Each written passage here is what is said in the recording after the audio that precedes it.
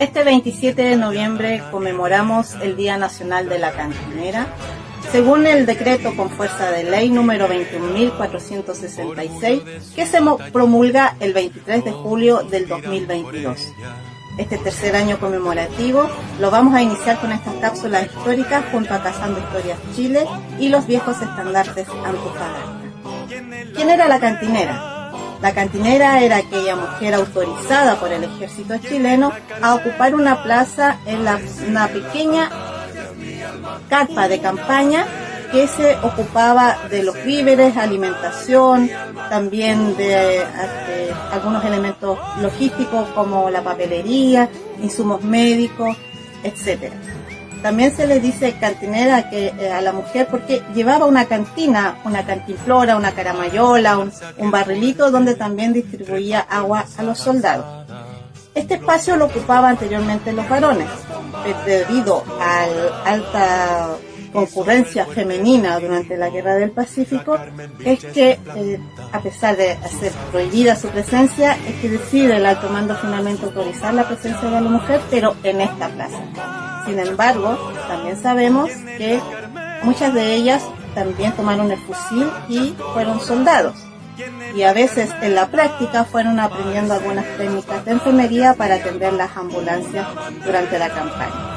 Recordemos que la primera mujer cantinera de la historia de Chile es la conocida Sargento Candelaria Pérez, cuya presencia se hace visible y muy notoria en una guerra anterior, que fue contra la Confederación Perú Boliviana, y se hace muy famoso ya que llega triunfante con el ejército de Manuel Bulnes, sobre todo después de esa gran victoria en la batalla de Yungay.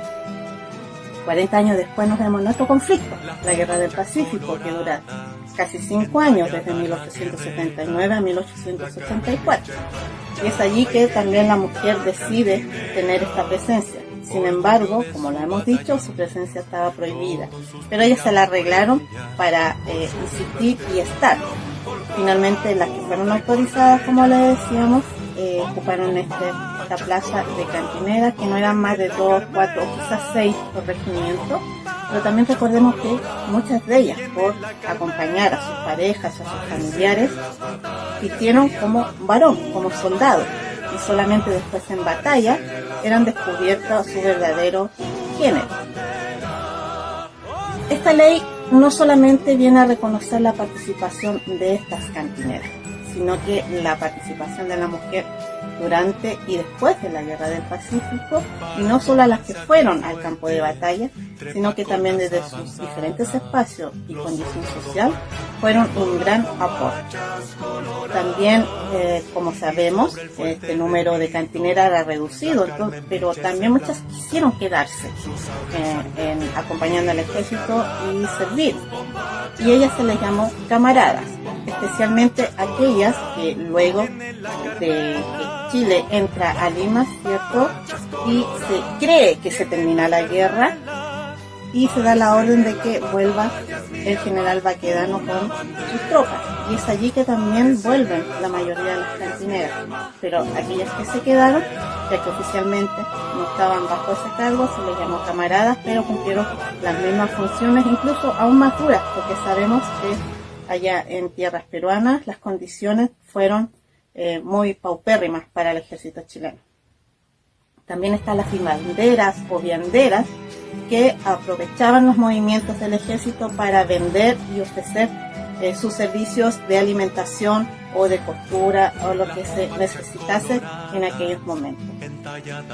Hubo unas más, quizá por su condición social más alta, cierto que no tomaron las armas, pero sí se organizaron en sus diferentes ciudades para hacer eventos benéficos, donaciones, bailes, organizaron también las ambulancias de las ciudades, los hospitales de sangre que se llamaban, para ayudar a recolectar dinero, para también sostener orfanatos, o estas casas de ayuda de las familias de aquellos que quedaban desvalidos ante la ausencia del varón que fue soldado.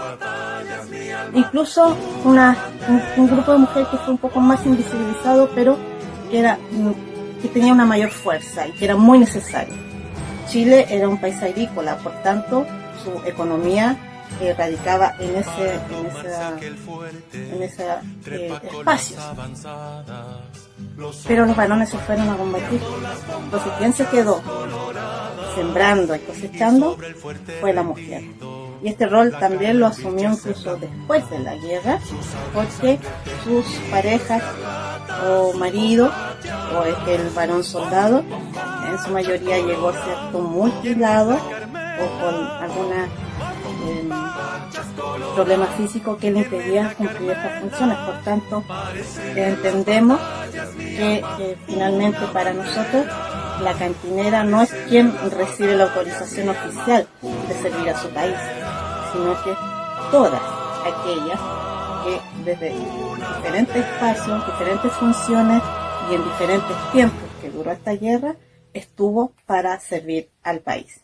Este es el primer capítulo de 4 que vamos a ir compartiendo con ustedes para saber un poquito más por qué conmemoramos el Día Nacional de la Cantinera.